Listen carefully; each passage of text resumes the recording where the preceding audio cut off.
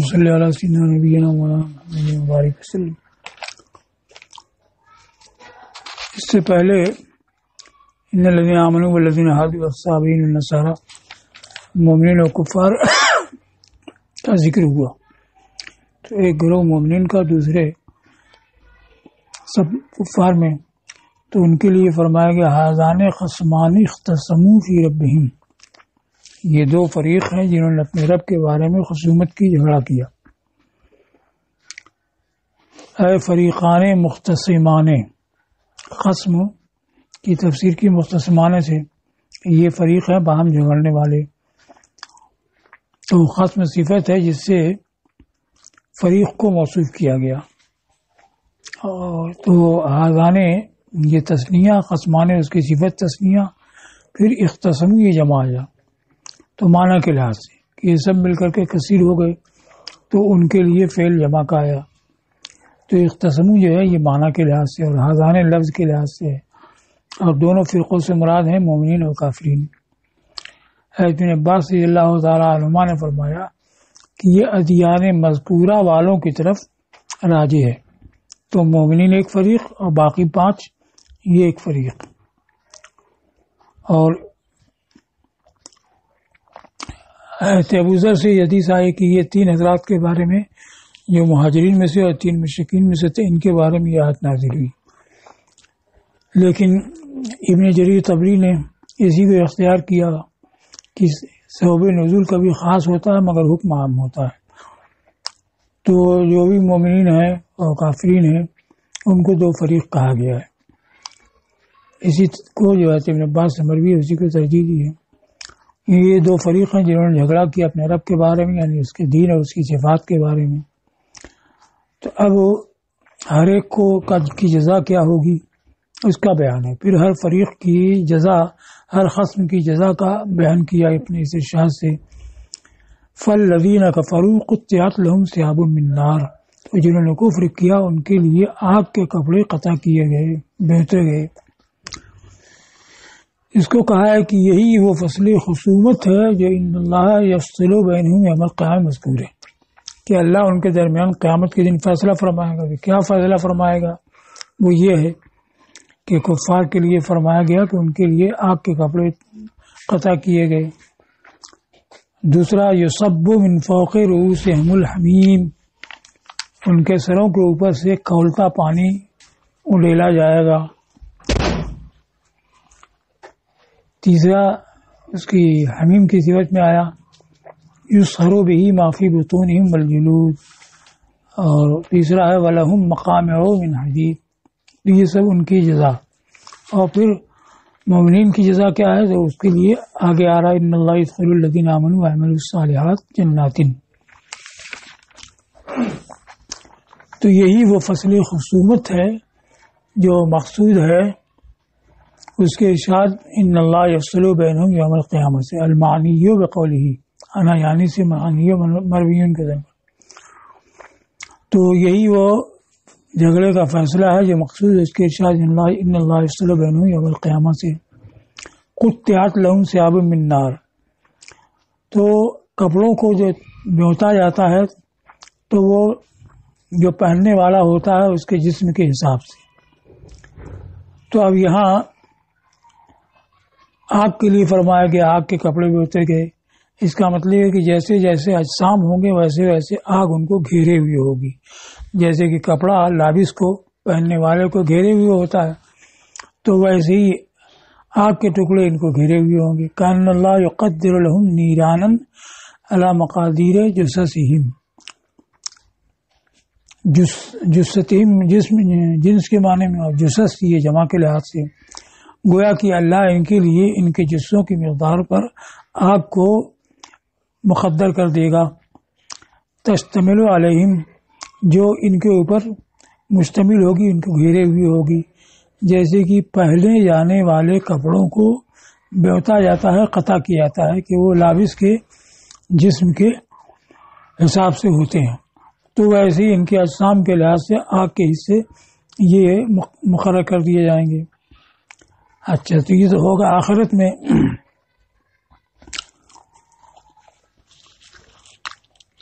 تو پہلے مضارع آنا چاہیے، تقطع یعنی ایسا کیا جائے گا،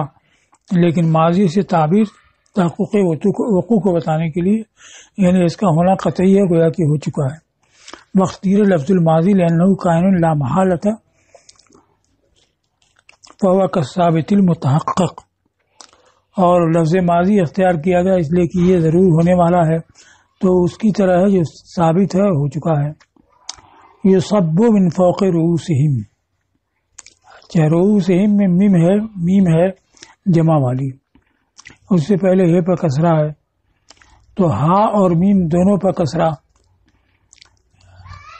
رؤوسہم الحمیم، یہ ابو عمرو بصری کے یہاں ہے، اور دونوں پر ضمہ، ہم الحمیم، رؤوسہم الحمیم، یہ امام حمزہ کوفی علی کسائی کوفی ان کی قرات ہے، اور خلف جو اشرا میں سے ان کے یہاں ہے، اور ہا پر کسرہ اور میم پر ضمہ، رؤوسہم الحمیم، یہ ہا پر کسرہ میم پر ضمہ، یہ باقی لوگوں کی ہے۔ الحمیم الماء الحار، گرم پانی۔ اب اس گرم پانی کی کیفیت میں ابن عباس رضی اللہ تعالیٰ عنہما سے مروی ہے کہ اگر اس سے ایک نقطہ دنیا کے پہاڑوں پر گر جائے تو ان کو پگھلا دے، تو اتنا گرم ہوگا کہ پہاڑ پر ایک نقطہ گر جائے تو پگھلا دے۔ یسحر بہ ما فی بطونہم والجلود،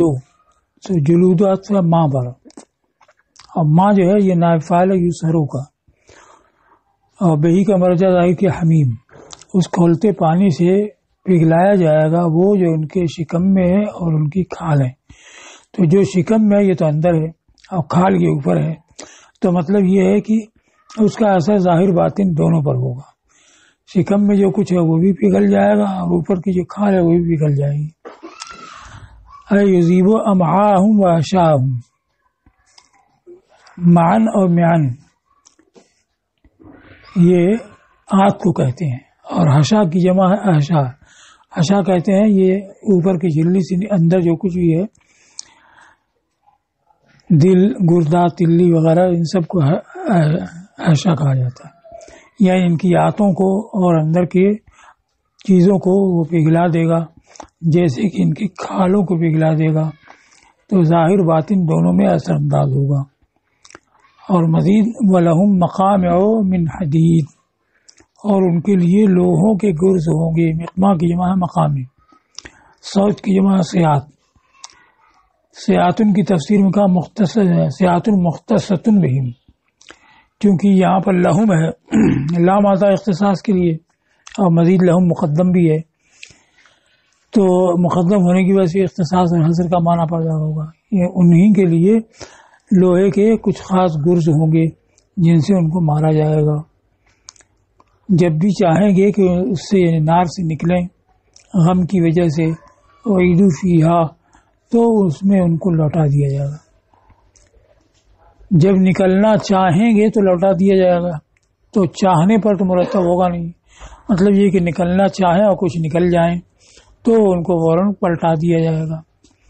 اور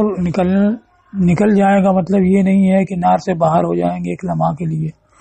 بلکہ یہ ہے کہ وہ گہرے حصے سے نکل کر کے اوپر کے حصے میں آ جائیں گے، اور جب اوپر کے حصے میں آ جائیں گے تو گرز سے مار کر کے پھر ان کو پلٹا دیا جائے گا۔ اب یہاں پر دو من آیا ہے، کلما ارادوا ان یخرجوا منہا من غم، تو ایک یہ ہے کہ دونوں من ابتداء غائب کا ہو کہ جب بھی وہ نار سے یعنی غم سے نکلنا چاہیں گے تو منہا من ابتداء غائب ہوا، من غم یہ بھی ابتدا کے لیے ہے، لیکن یہ بدل استعمال بنے گا، پہلے منہا سے دوسرا یہ بدل ہوگا، تو یہ من غم بدل استعمال ہے منہا سے جار کے اعضا کے ساتھ، یا یہ ہے کہ پہلا ابتداء غائب کے لیے ہے اور دوسرا من اجلیہ ہے، صوبیت کو بتانے کے لیے کہ جب بھی نار سے نکلیں گے غم کے سبب، تو دوسرا من اجل کے معنی میں ہے، یعنی جب بھی وہ نار سے نکلنا چاہیں گے اس غم کے سبب جو ان کو لاحق ہوگا پھر نکلیں گے، وعیدوا فیہا بالمقام، تو گرزوں سے اس میں پلٹا دیے جائیں گے۔ نکلنے کا کیا مطلب؟ تو یہ نہیں ہے کہ یہ جہنم سے باہر ہو جائیں گے، بلکہ نکلنے کا مطلب حسن بصری کے نزدیک یہ ہے کہ نار آگ ان کو اپنی لپٹ سے مارے گی تو ان کو اوپر کی طرف ڈال دے گی، تو اسی میں گہرائی سے اوپر کی طرف آ جائیں گی۔ فَضُرِبُوا بِالْمَقَامِ، پھر گرزوں سے ان کو مارا جائے گا۔ فَحَوَوْا فِيهَا 70 خَرِيفًا، ہوا یہوی حویًا اور ہویًا، نزل من علو الی سفل، اوپر سے نیچے آنا، تو وہ اس میں 70 سال کی مسافت پر گر پڑیں گے۔ خریف موسم کو کہتے ہیں، لیکن یہ موسم سال میں ایک ہی بار ہوتا ہے، تو 70 خریف کاٹ لے گے 70 سال، تو 70 سال کی مسافت پہ گر جائیں گے۔ تو اب یہ لوٹا دیے جائیں گے، تو پہلے بھی تو اسی میں تھے، پھر لوٹانا کیا؟ تو اس کو کہا ہے کہ مراد ہے ان کا موزم نار کی طرف، نار کے بڑے حصے کی طرف لوٹا دینا۔ یہ مطلب نہیں ہے کہ بالکل اس سے الگ ہو جائیں گے پھر اس کی طرف لوٹیں گے، یہی ہے کہ نیچے سے اوپر آ جائیں گے، پھر گرزوں سے مار کر کے نیچے پلٹا دیے جائیں گے۔ وَذُوقُوا عَذَابَ الْحَرِيقِ، اور آگ کا عذاب چکھو۔ تو یہاں پر قیلہ مقدر ہوگا، یعنی ان سے اس وقت کہا جائے گا کہ آگ کا عذاب چکھو۔ حریق کا معنی بیان کیا، حریق ہر آگ کو نہیں کہتے، بلکہ الغلیظ من النار المنتشر، آگ میں سے جو دویز اور موٹی ہو، پھیلی ہوئی ہو اور بہت زیادہ ہلاکت خیز ہو۔ تو یہ ایک فریق کا بدلہ بیان کیا گیا، پھر دوسرے فریق کا بدلہ ذکر کیا گیا، تو ارشاد ہوا بے شک اللہ داخل فرمائے گا ان کو جنہوں نے جو ایمان لائے اور نیک کام کیے ایسے باغات میں جن کے نیچے نہریں رواں ہیں۔ تو ایک تو یہ ان کا مسکن یہ ہوگا جنت جس کے نیچے نہریں رواں ہیں۔ پھر مزید یحلون فیہا من اساور من ذہب، اس میں سونے کے کنگنوں سے ان کو آراستہ کیا جائے گا۔ اللہ یحلی تعالی آراستہ کرنا، تو اس میں ان کو سونے کے کنگنوں سے آراستہ کیا جائے گا۔ اساور کو بتایا کہ اسورا کی جمع ہے، اسورا سوار کی جمع ہے، تو سوار کا معنی کنگن، اس کی جمع اسورا، اور اس کی جمع اساور، یہ جمع الجمع ہے۔ ولولون، یہاں دو قرات ہیں، ایک تو من ذهب ولولئن، یعنی سونے اور موتی کے کنگنوں سے آراستہ کیا جائے گا، اور لولون منصوب، تو یہاں پر یہ ذهب پر عطف نہیں ہوگا، یہ اس سے الگ ہو جائے گا، یعنی یوتون لولؤا، یہ سونے کے کنگنوں سے آراستہ کیا جائے گا اور موتی ان کو دیے جائیں گے، تو یہ یوتون مقدر کا مفعول بھی بنے گا۔ تو نصب کے ساتھ یہ نافع مدنی اور امام عاصم کی قرات ہے یوتون لولون کی تقدیر پر، یوتون مجہول، کہ ان کو موتی دیے جائیں گے، اور لولئن جر کے ساتھ باقی لوگوں کی قرات ہے من ذهب پر عطف کر کے، کہ ان کو سونے اور موتی کے کنگن پہنائے جائیں گے، من ذهب یعنی ذهب پر عطف کر کے۔ اب یہاں ایک دوسرا فرق ہے، لؤلؤا میں دو حمزہ ہیں، پہلے لام کے بعد بھی حمزہ اور دوسرے لام کے بعد بھی حمزہ، یہ ایک قرات ہے، اور پہلا حمزہ کو واو سے بدل کر کے یہ قرات ہے شعبہ کی، اور ایسے ہی سوسی جو ابو عامر سے راوی ہیں ان کی بھی لؤلؤا، پہلا واو اور دوسرا حمزہ، تو پہلے حمزہ کے ترک کے ساتھ پورے قرآن میں، یعنی اور بھی یہاں آیا ہے، یہ ابو بکر شعبہ اور حماد کی قرات ہے۔ حماد یہ ایک راوی ہے امام عاصم سے۔ وَلِبَاسُهُمْ فِيهَا حریر، اور ان کا لباس جنت میں ریشم ہوگا۔ وَهُدُوا إِلَى الطَّيِّبِ مِنَ الْقَوْلِ وَهُدُوا إِلَى صِرَاطِ الْحَمِيدِ، اب یہ ہدو فعل ماضی ہے، تو یہ یا تو ماضی کے معنی میں ہے، اور دنیا کے لحاظ سے فرمایا گیا کہ دنیا میں ان کو پاکیزہ قول کی ہدایت کی گئی اور ان کو خدائے حمید کے راستے کی ہدایت کی گئی، یا آخرت کے لحاظ سے ہے کہ آخرت میں ان کو پاکیزہ کلام کی ہدایت کی جائے گی اور صراط حمید کی ہدایت کی جائے گی۔ تو دونوں کو ذکر کیا، اے ارشدہ ہؤلاء فی الدنیا الی کلمۃ التوحید و الی صراط الحمید، اے الاسلام، یعنی ان کو دنیا میں کلمہ توحید کی اور صراط حمید کی ہدایت کی گئی، یعنی اسلام کی، یا آخرت کے لحاظ سے فرمایا گیا ہے، اور ماضی سے تعبیر کمال تحقق اور ثبوت کو بتانے کے لیے، یا ہداہم اللہ فی الآخرہ والہمہم ان یقولوا، یا اللہ ان کو آخرت میں ہدایت دے گا اور ان کے دل میں ڈالے گا کہ وہ کہیں الحمدللہ الذی صدقنا وعدہ، تعریف ہے اللہ کے لیے جس نے ہم سے اپنا وعدہ سچا کیا، وہداہم الی طریق الجنہ، اور ان کو جنت کے راستے کی ہدایت دی۔ اور حمید محمود کے معنی میں، فاعل مفعول کے معنی میں ہے، اور یہ اللہ کے اسماء میں سے ہے، تو حمید ہوا اللہ جو ہر زبان سے سراہا جانے والا ہے۔ اب آگے ان الذین کفروا یصدون عن سبیل اللہ والمسجد الحرام الذی جعلناہ للناس سواء العاکف فیہ والباد ومن یرد فیہ بإلحاد بظلم نذیقہ من عذاب علیم۔ بے شک جنہوں نے کفر کیا اور اللہ کی راہ سے روکتے ہیں، اور مسجد حرام سے جس کو کہ ہم نے لوگوں کے لیے کیا برابر ہے اس میں معتکف اور بادی، یعنی مقیم اور غیر مقیم، اور جو اس میں الحاد کے ساتھ یعنی حق سے انحراف کے ساتھ، ظلم کے ساتھ کسی چیز کا ارادہ کرے تو اس کو ہم دردناک عذاب کا مزہ چکھائیں گے۔ اب یہاں پر ترکیب ان الذین کفروا ویصدون عن سبیل اللہ، الذین کفروا یہ ان کا اسم ہوا، اور یصدون تو یا تو کفروا پر معطوف ہے جیسا کہ بعد میں ذکر کیا، مصنف نے اس کو اختیار کیا ہے کہ یہ حال ہے، اور فعل مضارع حال واقع ہو تو واو کی ضرورت نہیں ہوتی ہے، لہذا یہاں پر جملہ اسمیہ اس کو ماننا ہوگا کہ وہم یصدون ہے، تو ہم کی تقدیر کے ساتھ یہ حال ہے، جنہوں نے کفر کیا اللہ کی راہ سے روکتے ہوئے، اس حالت میں کہ وہ روکتے ہیں، ان سبیل اللہ والمسجد الحرام، تو المسجد الحرام یہ عطف ہوا سبیل اللہ پر، پھر اس کی صفت میں ہے الذی جعلناہ للناس، جس کو کہ ہم نے لوگوں کے لیے کر دیا، کیا کر دیا؟ سواء برابر، تو جو روکتے ہیں، جنہوں نے کفر کیا اور جو اللہ کی راہ سے اور مسجد حرام سے روکتے ہیں، خبر ان کی نہیں آئی۔ اس کے بعد دوسرا جملہ شروع ہو گیا وَمَن يُرِدْ فِيهِ بِإِلْحَادٍ بِظُلْمٍ نُذِقْهُ مِنْ عَذَابٍ أَلِيمٍ، تو خبر اس کی مقدر ہے، جو من یرید شرط کی جو جزا جو آ رہی ہے نذیقہ من عذاب علیم، اس سے سمجھ میں آتی ہے، یعنی جو ایسا کرتے ہیں ہم ان کو دردناک عذاب چکھائیں گے،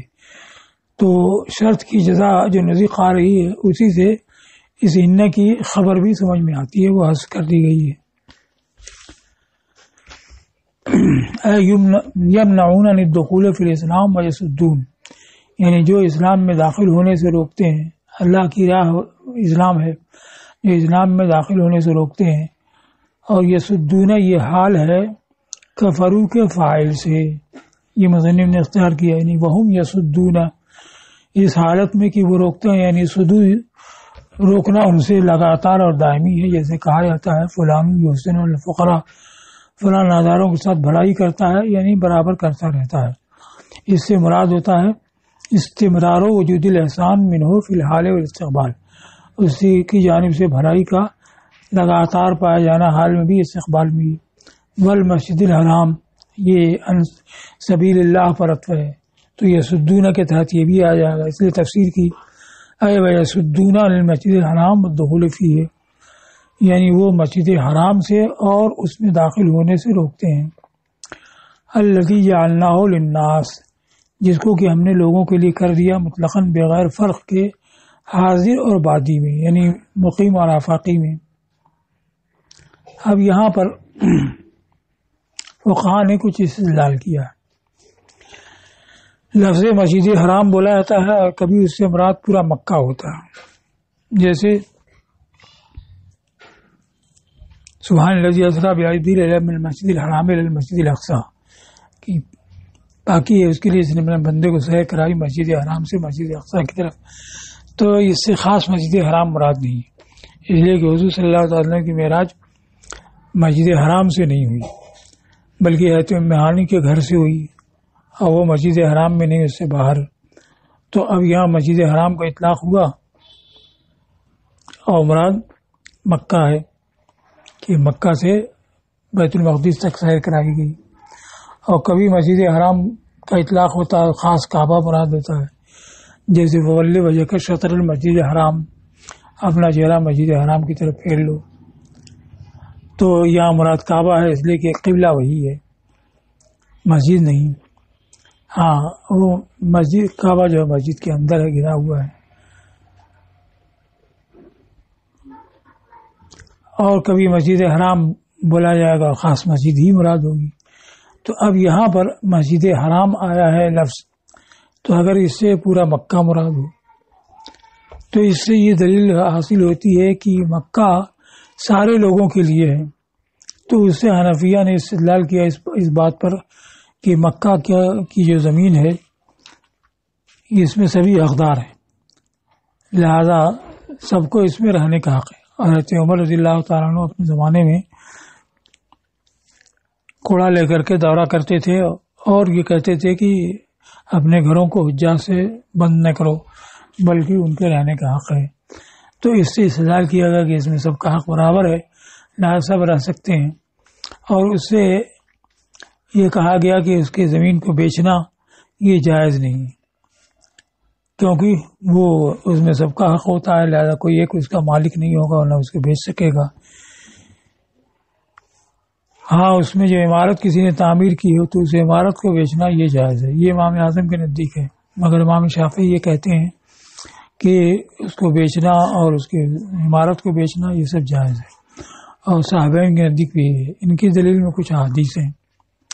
اور فتویٰ صحابین کے قول پر ہیں۔ تو اس پر کہ مسجد حرام سے مراد پورا مکہ ہو تو امام اعظم کے قول کی دلیل حاصل ہوتی ہے کہ وہ سب کے لیے ہم نے اس کو کر دیا ہے، اور اس میں مقیم اور غیر مقیم سب برابر ہیں، یہ استدلال اس سے ہوتا ہے۔ اور اس بنا پر کہ مسجد حرام سے مراد خاص مسجد حرام ہی ہو تو سب لوگوں کسی کے لیے برابر ہونے کا مطلب یہ کہ سب کو اس میں عبادت کا حق حاصل ہے۔ یا کعبہ مراد ہو تو مطلب یہ کہ سب کے لیے وہ قبلہ ہے۔ تو اس پر کہا ہے فَإِنْ أُرِيدَ بِالْمَسْجِدِ الْحَرَامِ مَكَّةُ فَفِيهِ دلیل، اگر مسجد حرام سے مکہ مراد ہو تو اس میں اس بات پر دلیل ہے کہ مکہ کے گھروں کو بیچا نہیں جائے گا، اور اگر بیت مراد ہو، مسجد حرام بول کر کے خانہ کعبہ ہی مراد ہوتا ہے فول وجہ کشت مسجد حرام میں، تو اب مسجد حرام کو ہم نے سب کے لیے کر دیا، اس کا مطلب یہ کہ سب لوگوں کے لیے قبلہ ہے۔ سواء العاکف فیہ والباد، یہاں دو قرات ہیں، سواء اور سواء۔ سواء العاکف فیہ والباد تو سواء خبر مقدم ہوگا، العاکف والباد یہ مدعا مؤخر ہوگا، مدعا خبر مل کے جملہ یہ جعلنا کا مفعول ثانی ہوگا،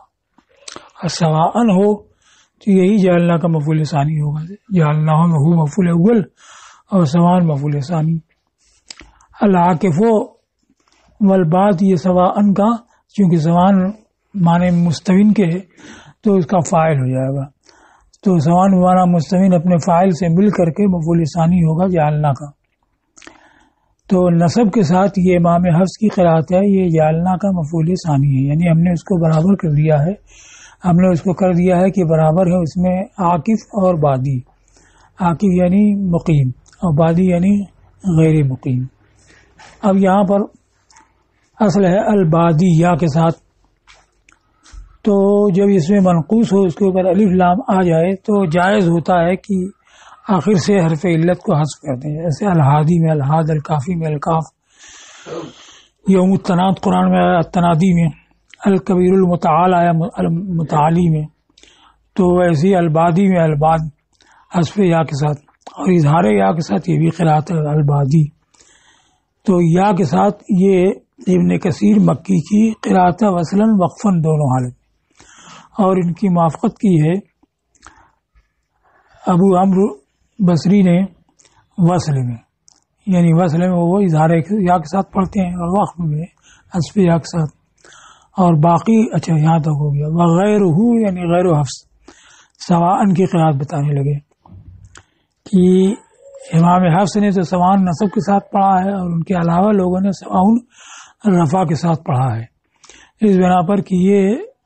سواؤن خبر مقدم ہے اور مبتدا العاکف یہ مؤخر ہے، یعنی العاکف فیہ والبعد سواؤن، اس میں معتکف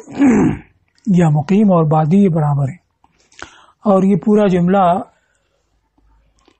مفعول ثانی ہوگا جعلنا کا، اور للناس جعلنا للناس للناس حال ہوگا۔ اب یہ ومن یرد فیہ بإلحاد بظلم، اور جو اس میں الحاد کے ساتھ ظلم کے ساتھ کسی چیز کا ارادہ کرے تو ہم اس کو دردناک عذاب چکھائیں گے۔ فیہ سے مراد مسجد حرام، اور مسجد حرام سے مراد مکہ، تو پورے مکہ میں جو کسی ظلم کا ارادہ کرے گا اس کے لیے عذاب ہے۔ تو اور جگہوں میں یہ ہے کہ جب کسی گناہ کا مرتکب ہوگا تو عذاب ہوگا، اور مکہ کے لیے ہے کہ وہاں ارادہ کرے گا تو بھی عذاب ہوگا، یرید سے یہ معلوم ہوا۔ تو بِالْحَادٍ بِظُلْمٍ کو کہا حالان مترادفان، یعنی ملتبسن بِالْحَادٍ ملتبسن بِظُلْمٍ، الحاد کے ساتھ ظلم کے ساتھ، اور یرید کا مفعول متروک ہے تاکہ ہر شامل ہونے کے لائق چیز کو شامل ہو جائے۔ گویا فرمایا کہ ومن یرید فیہ مرادم ما، جو اس میں کسی بھی مقصد کا قصد کرے، عادلاً عن القصد، اس حالت میں کہ وہ اعتدال سے باہر ہو، ظالماً ظلم کرنے والا ہو، نذیقہ من عذاب علیم، تو اس کو دردناک عذاب کا مزہ چکھائیں گے۔ تو الحاد کا معنی العدول عن القصد، یعنی روی سے نکل جانا، دردناک عذاب کا مزہ چکھائیں گے آخرت میں۔ اور یہ ان الذین کفروا ویصدون، ان کی خبر تو آئی نہیں، تو اس کو کہا کہ ان کی خبر محذوف ہے، اس لیے کہ جواب شرط یعنی نوزق اس کے اوپر دلالت کر رہا ہے۔ تقدیر یہ ہوگی کہ ان الذین کفروا یصدون، بے شک جنہوں نے کفر کیا اور مسجد حرام سے روکتے ہیں، نذیقہم من عذاب علیم، تو یہ مقدر ہوگا، ان کو ہم دردناک عذاب کا مزہ چکھائیں گے۔ اب یہ جو فرمایا گیا کہ جو اس میں حق سے انحراف کے ساتھ ظلم کے ساتھ کسی چیز کا قصد کرے تو ہم اس کو دردناک، تو کس چیز کا قصد کرے گا، کتنا کس امر کا ارتکاب کرے گا، تو یہ بات صادق آئے گی۔ تو اس کو کہا کل من ارتکب فیہ ذنبا فہو کذالک، جو بھی اس میں کسی گناہ کا ارتکاب کرے تو وہ ایسا ہی ہے کہ اس نے ظلم کا قصد کیا، اس کا ارادہ کیا، تو اس کے اوپر یہ صادق آئے گا کہ دردناک عذاب کا مزہ ہو پائے گا۔ اس میں حضرت عبداللہ بن مسعود سے حدیث ہے، سعید بن منصور و طبرانی کی تخریج، من ہم بخطیۃ فلم یعملها فی سوی البیت لم تکتب علیہ، خانہ کعبہ کے علاوہ جس نے کسی گناہ کا قصد کیا ہو تو اس پر لکھا نہیں جائے گا یہاں تک کہ کر لے، اور خانہ کعبہ میں جس نے کسی گناہ کا قصد کیا لم یمیتہ اللہ من الدنیا حتی یذیقہ من عذاب علیم، تو اس کو اللہ تعالیٰ دنیا سے اٹھائے گا نہیں یہاں تک کہ اس کو عذاب علیم کا مزہ چکھائے گا۔